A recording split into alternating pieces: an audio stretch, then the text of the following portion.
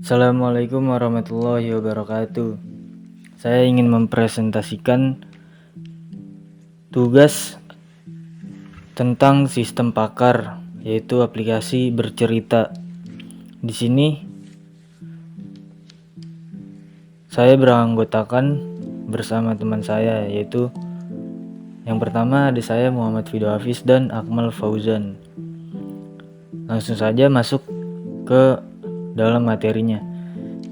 Yang pertama ada deskripsi. Aplikasi tes stres mahasiswa Indonesia adalah sebuah sistem pakar yang dirancang untuk membantu mahasiswa mengukur tingkat stres mereka dengan cepat dan akurat. Melalui serangkaian pertanyaan yang mudah diikuti, pengguna dapat mengetahui tingkat stres mereka dalam hitungan menit. Selanjutnya, latar belakang. Mahasiswa seringkali tidak menyadari tingkat stres mereka atau merasa kesulitan untuk mencari bantuan yang tepat. Selain itu, stigma sosial terkait kesehatan mental di Indonesia seringkali membuat mahasiswa enggan untuk berbicara tentang masalah mereka. Banyak dari mereka yang merasa tersosialisasi dan tidak memiliki tempat untuk melakukan perasaan atau berbagi cerita. Selanjutnya ada problem dan solution. Problem, mahasiswa tidak menyadari tingkat stres atau tidak memiliki alat untuk mengukurnya, dan solusinya menyediakan tes stres untuk membantu mahasiswa mengidentifikasi tingkat stres mereka. Selanjutnya, fitur yang ditawarkan. Yang pertama ada evaluasi pertanyaan tentang tingkat stres Anda. Yang kedua, ada hasil menunjukkan hasil tingkat stres Anda. Yang ketiga, ada privacy akun pengguna sebagai anonim. Yang keempat, ada informasi, dapatkan saran dari hasil tes Anda. Dan yang kelima, kesadaran meningkatkan fokus dan kesadaran diri. Yang keenam, respon Anda pengguna atau SUN. Selanjutnya ini masuk ke dalam proyeknya. Bercerita, kami mengembangkan aplikasi tes stres mahasiswa Indonesia dengan tujuan untuk menyediakan alat yang mudah digunakan dan efektif dalam membantu mahasiswa mengukur dan memahami tingkat stres mereka. Aplikasi ini dirancang dengan mempertimbangkan kondisi dan kebutuhan khusus mahasiswa di Indonesia melalui serangkaian pertanyaan yang sederhana dan hasil tes yang instan. Pengguna dapat dengan cepat mengetahui tingkat stres mereka dan mengambil langkah-langkah yang diperlukan untuk mengelolanya. Selanjutnya akan dibacakan oleh teman saya, yaitu Akmal Fauzan.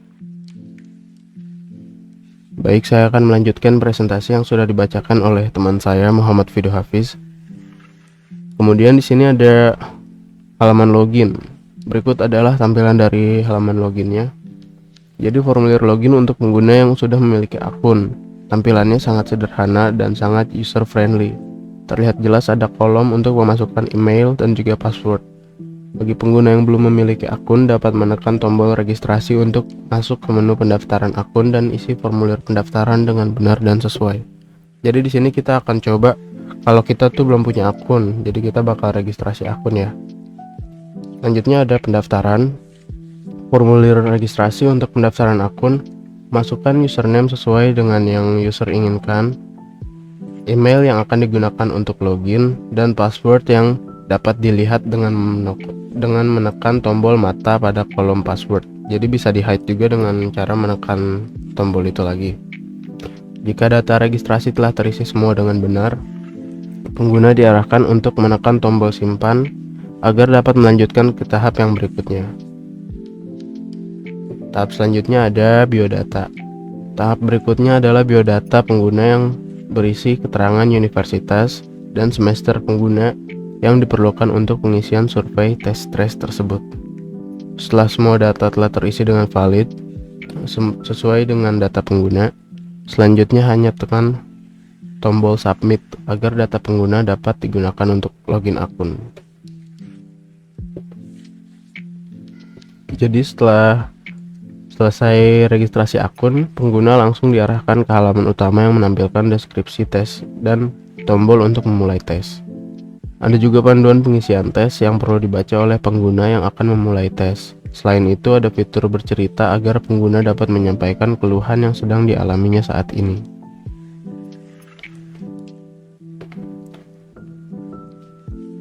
Ini ada tampilan dari profil pengguna. Sebelum kita lanjut ke tahap memulai tes, terlebih dahulu kita menjelajah fitur apa saja yang ada dalam aplikasi ini. Pada bar bawah ada keterangan profile, home, dan about. Saat ini kita masuk ke halaman profile yang berisi data pengguna yang tadi sudah didaftarkan. Karena tadi kita sudah mendaftarkan akun, mari kita coba logout dulu. Masuk lagi ke halaman login di awal.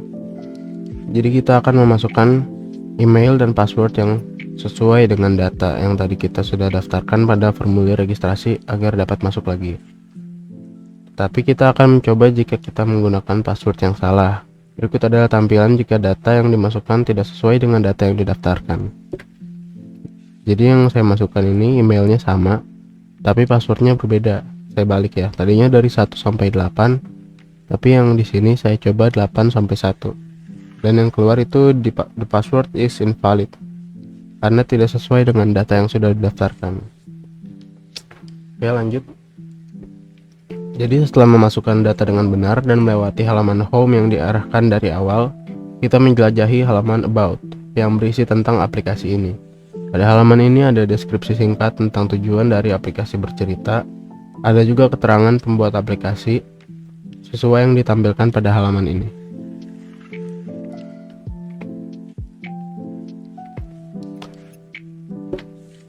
Lanjut memulai tes. Kembali ke halaman home untuk memulai tesnya dengan menekan tombol mulai tes. Berikut adalah contoh salah satu dari pertanyaan pada tes yang sedang dilakukan. Pada bagian atas terdapat pertanyaan dari tes tersebut. Pengguna harus memilih pilihan berupa tidak pernah, pernah, sering, atau selalu sebagai penentu tingkat stresnya. Setelah melakukan tesnya, dari beberapa pertanyaan akan keluar hasil tes. Setelah melakukan tes dengan beberapa pertanyaan yang sudah diberikan, hasil tes tersebut akan memberitahukan seberapa stres pengguna dan memberikan saran yang perlu dilakukan pengguna untuk menghadapi stresnya. Jika sudah dibaca dengan jelas, pengguna dapat melanjutkan dengan menekan tombol submit. Setelah tombol submit sudah ditekan, tes akan selesai. Selanjutnya ada ucapan terima kasih kepada pengguna yang telah menyelesaikan tes, dan kedepannya akan ditambahkan seperti kata-kata motivasi untuk pengguna. Ada tombol keluar jika pengguna sudah tidak ingin mencoba tesnya lagi, dan ada tombol home untuk diarahkan kembali ke halaman utama. Fitur lainnya adalah fitur bercerita, yang sudah dijelaskan di awal, yaitu tempat pengguna untuk bercerita apapun keluhan yang sedang dialami mereka saat ini. Tempatnya itu ada di bawah tombol mulai tes. Ini fitur yang akan diadakan nantinya ya. Sayangnya fitur ini masih perlu dikembangkan lagi. Untuk sekarang user tetap bisa dapat bercerita, tetapi sistem kami masih belum dapat merespon cerita dari user. Jadi responnya di sini hanya terima kasih sudah bercerita. Maaf, saat ini fitur kami belum bisa merespon.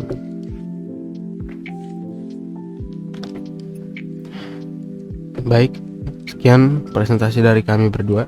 Terima kasih kepada viewers yang telah menonton presentasi ini.